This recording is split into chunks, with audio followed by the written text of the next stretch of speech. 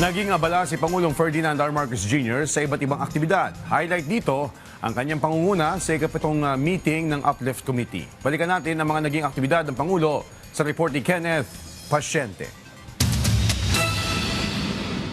Nagsimula ang linggo ni Pangulong Ferdinand R. Marcos Jr. sa pangunguna niya sa paglulunsad ng bawat bayan makikinabang sa Makati City, gayon din sa lungsod ng Mandaluyong.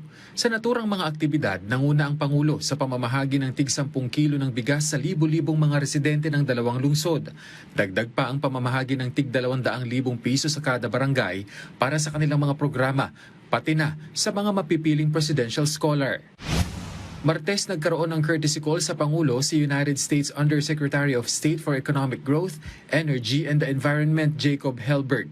Tinalakay nila ang pagpapalakas ng ugnayang pang-ekonomiya at kalakalan, kabilang ang Luzon Economic Corridor, PAC Silica, pamumuhunan at teknolohiya at kooperasyon sa supply chain.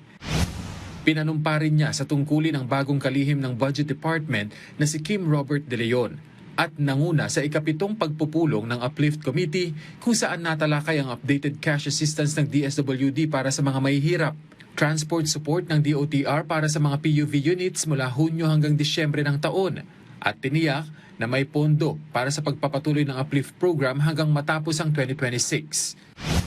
Miyerkules, ininspeksyon ng Presidente ang flood mitigation project sa G. Araneta Avenue sa Quezon City na makatutulong sa pagtugon sa baha sa pamamagitan ng mas mabilis na paghupa dahil sa mas pinalawig na kapasidad ng mga ginamit na tubo.